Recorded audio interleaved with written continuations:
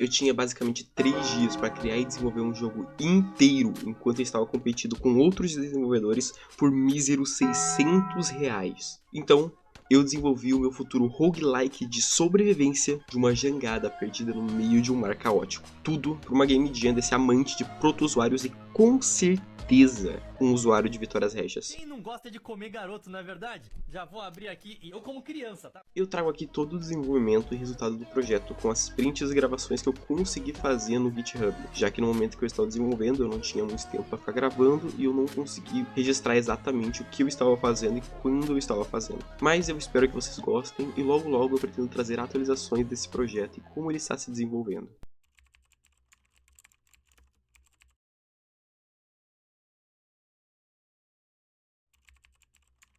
O tema da Game Jam da vez era crafting, ou criação. Por si só, essa deveria ser a mecânica principal do game. Podia até ter outras mecânicas principais, mas o foco, indubitável, deveria ser criação. Mas pra mim, criação e construção sempre andaram muito lado a lado. Então, eu logo decidi que eu ia buscar referências de outros jogos que trabalhavam muito bem essa mecânica. Mas eu encontrei muitos jogos extremamente complicados, como Factorio, Minecraft ou até mesmo o Minecraft, que tem um escopo muito grande pro tamanho desse projeto. Eu vi que todos eles eram complexos demais ou levavam a gameplay para um lado de grid muito grande, o que eu achei muito ruim para um projeto pequeno de uma game jam. Então eu joguei tudo num GDD, várias referências, ideias soltas que eu tinha até conseguir chegar em algo minimamente plausível. E o GDD é basicamente um arquivo que lista todos os requisitos de gameplay, arte e direção do jogo. Tudo do jogo é colocado ali para você não se perder em ideias ou adições futuras.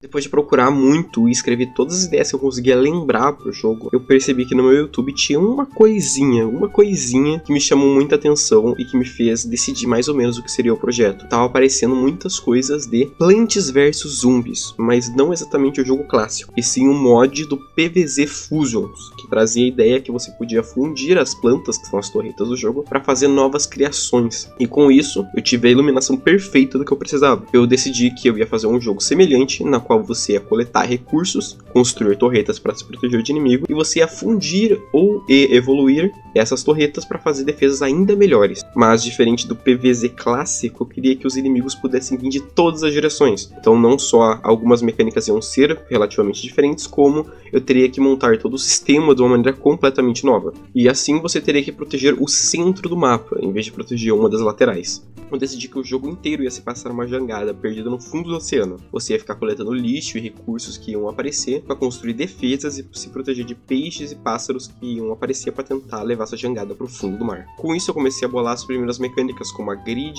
a construção de blocos, enquanto eu já preparava os primeiros sprites, que iam ser todos em 16 por 16 bits, que ia ser muito mais fácil de eu desenhar, já que meu tempo estava muito curto. Enquanto isso, eu sempre mandava as coisas para alguns servidores de game dev que eu participo para ver o feedback do pessoal, e aparentemente eles estavam gostando de tudo que eu estava fazendo. O sistema de crafting que eu defini para o jogo, ele é bem simples, mas é um pouquinho diferente do convencional. A regra é bem clara, você clica em cima da mesa de trabalho, as opções aparecem em cima dela, você escolhe o que você quer de cima da mesa e você começa a trabalhar. Depois de um tempinho a mesa fica verde, você clica em cima dela de novo e pega o item que você selecionou para criar. Ele fica selecionado no seu mouse. Ou você segura o botão do mouse e cancela os recursos pegando alguns dos recursos de volta. Parece simples, né? Você clica, fabrica, clica e pega de volta. Mas não foi bem assim para meus amigos. Eu vi vários deles ficando clicando várias vezes na crafting table ou dizendo que tá bugado, tá quebrado. Mas eles ficaram só completamente perdidos porque a usabilidade não ficou boa. Eles não sabiam que estava sendo selecionado. Eu coloquei uma opção de fantasminha, mas mesmo assim não resolveu tanto. Ainda acontecia muito disso. Mas eu juro que eu fiz tudo isso por um bom motivo. Eu não queria programar um sistema de inventário em 3 dias. Eu não queria. Isso ia bugar demais. Foi simplesmente isso. A melhor gambiarra que eu consegui fazer é não coloca inventário e você clica nela e já pega diretamente o item que você quer. Mas o karma de evitar o inventário cheio veio com tudo. Tinha um bug insuportável nessa versão, sério. Que é toda vez que aparecia a mensagem tutorial quando você passava de uma certa parte do jogo ou passava de num round, colocava um bloco, sempre que aparecia uma tela de inventário, por algum motivo travava a última mesa de trabalho que você usou. Ela não funcionava, ela simplesmente virava um peso de papel inútil, um tijolo que ficava no meio do barco. Eu perdi um tempo desgraçado pra tentar arrumar isso. Eu botei tudo que era curativo nisso. Eu desmembrei meu jogo inteiro e eu não sei o que era. Eu tive que mudar completamente o sistema de clique do jogo nas outras versões para que ele consiga funcionar. Por algum motivo, essa versão que eu mandei tem esse bug que eu não sei o que é. Não tem HUD, não tem nada na tela, o clique tá pegando, eu já testei, mas por algum motivo ela para de funcionar. Eu acho que tem alguma coisa a ver com o jogo pausar no momento que é feito o crafting, né? Tipo, o crafting tá sendo rolado, tá rolando uma rotina de fundo, e quando aparece um tutorial, a tela pausa, né? E o jogo dá uma pausada pra te ler. Eu acho que tem alguma coisa a ver com isso, porque não é possível. Mas enfim, nas outras versões eu tirei isso, agora já tem um inventário bonitinho, mas naquelas versões não funcionava. Simplesmente tinha esse bug insuportável. Então, se você quiser testar o jogo, tu vai ter que suportar isso de crafting table do nada, para de funcionar. Outra mecânica que também me deu muita dor de cabeça, mas era completamente vital, era a rotação dos objetos. Eu queria que quando você pegasse um bloco, ou qualquer item, seja uma arma, uma mesa de trabalho, ou simplesmente uma caixa, eu queria que você pudesse girar para instanciá-la de várias maneiras. Isso era crucial para as armas funcionarem, já que elas possuem uma área de alcance. E é justamente sobre isso que eu vou falar agora. Eu não queria que a arma tirasse projéteis reais, objetos físicos, pois eu pensei que isso talvez lagaria dependendo se fosse muita coisa, ou talvez, já que eu não estava otimizando o jogo, poderia dar algum problema, poderia dar uma coisa uma esfera de tiro sair voando no meio do nada. Então eu fiz de uma maneira mais simples. Ele detecta uma área, ele dispara um laser invisível dentro de uma área, e ele detecta se algum inimigo entrou na área. Se algum inimigo entrar na área, ele manda um aviso, o sprite gira na direção da criatura e dá a ilusão de que ele está atirando. Então funciona de uma maneira bem mais simples, mais útil. E eu fiz 3 armas pro jogo, que elas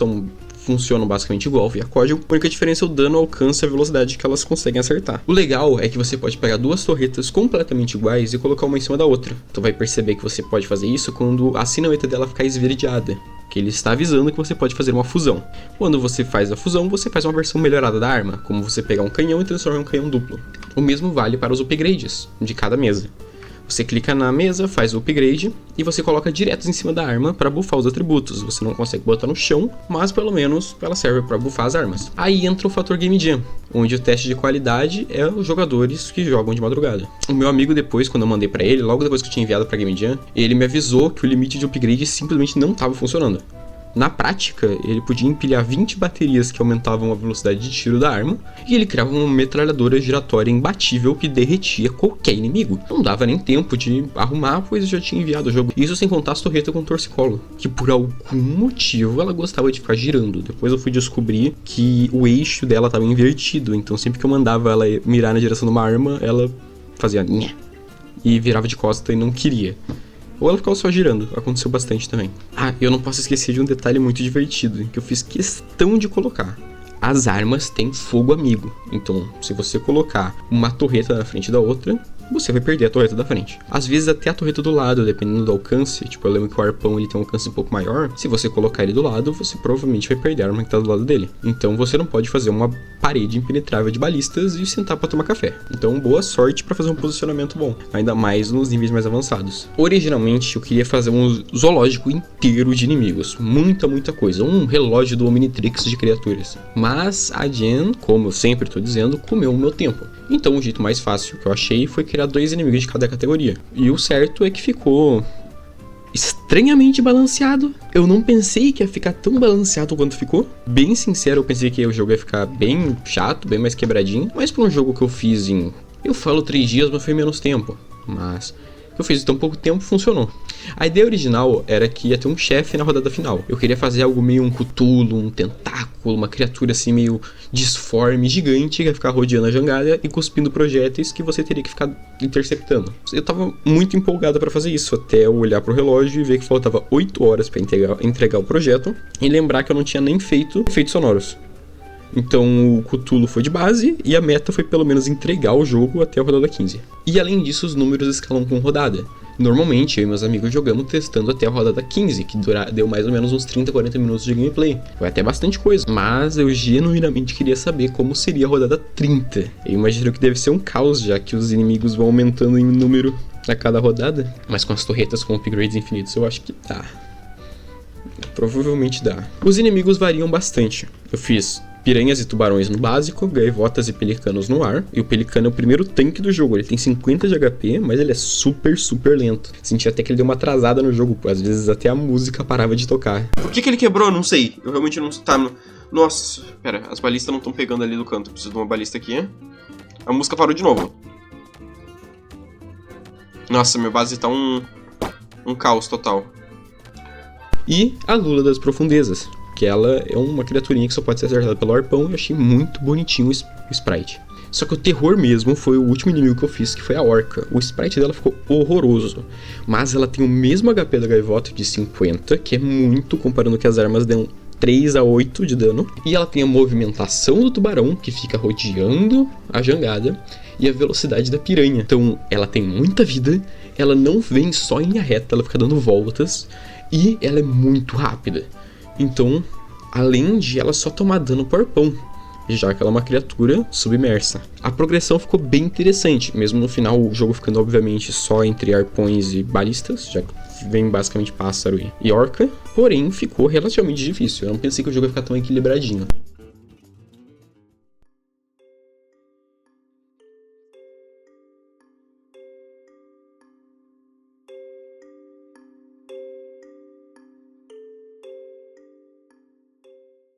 Pra fechar, eu vou falar de estilo e alguns easter eggs que eu botei. Durante a Game Jam, alguns dos meus amigos perceberam que o botão de sair no menu ali quando você morre tava completamente quebrado. Em vez do jogo fechar, ele só continuava rodando com o mundo todo normal, só com a tela de você perdeu ali na frente. Mesmo sem você ter seu mastro, que é o núcleo do jogo. Se você perder um mastro, você tem que reiniciar. Só que eu vi alguns já conseguindo chegar na última rodada, só cruzando os braços e deixando as últimas torretas que eles deixaram finalizar o serviço, já que eles não tinham como perder. Na parte visual, eu me inspirei muito em Forager. Aquela estética bonitinha, colorida, simples, encaixou perfeitamente no que eu precisava. Ainda mais que eu precisava de muita agilidade pra fazer. Quando eu tava desenhando no meio das aulas da faculdade, eu até vi algumas pessoas chegando em mim me perguntando o que eu tava fazendo. Mas o detalhe mais importante que eu botei no projeto, a minha verdadeira Magnum Opus, eu adicionei uma coisa no jogo, que existe 1% de chance, pequeniníssima, que irritou muitos dos meus amigos. No lugar de uma caixa comum, pode spawnar o terror dos 7 mares, a criatura da profecia, o camarão trompetista.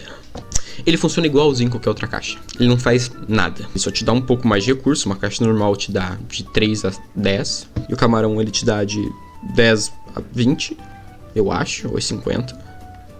E ele fica tocando uma música. Ele é muito foda. O camarão. O camarão trompetista.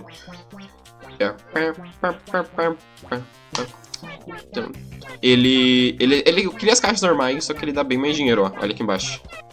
Sabe por que eu fiz isso? Eu simplesmente tava no meio procurando referência no Pinterest pra fazer os sprites e eu vi o camarão no meu YouTube tocando música. Eu tinha que fazer pro meu jogo, eu não tinha opção. E se eu tivesse tempo eu ia ter feito mais. As partículas e efeitos visuais eu fiz no próprio Unity e usei o site SFXR.me, esse nome aí. Já as músicas eu usei de um artista do itch.io, que está o nome na tela, e disponibilizou alguns álbuns de uso gratuito, que acelerou muito o desenvolvimento do projeto. O próprio menu eu não tive muito tempo para trabalhar, mas o meu amigo do coração me ajudou, Todoroni, a criar uma arte fodástica que se tornou o menu provisório do jogo e a capa no itch.io para o envio do projeto. Nesse meio tempo eu tive vários momentos que eu não sabia o que fazer, ou tive que sair para resolver uma coisa pessoal, já que era um fim de semana, mas por sorte, muito apoio da minha namorada, eu tive tempo para conseguir terminar o projeto a tempo de entregar. Esse projeto inteiro ele deu muito trabalho para ser feito, tanto o jogo como as novas atualizações que eu estou fazendo, quanto esse vídeo inteiro. Então eu espero que você tenha gostado e por favor, se puder deixar o like ou pelo menos se inscrever no canal para seguir possíveis coisas que eu vou postar no futuro, eu ia agradecer muito, pois tudo isso que eu tô fazendo é de coração. Eu realmente tô querendo fazer isso com muito carinho. Eu realmente espero que vocês tenham gostado, tenham curtido até aqui. Se quiserem testar o jogo, ele vai estar no link da descrição. E eu sou o Truco, The Truquius, e eu vou botar essas minhas ideias pra fora da cachola. Até a próxima.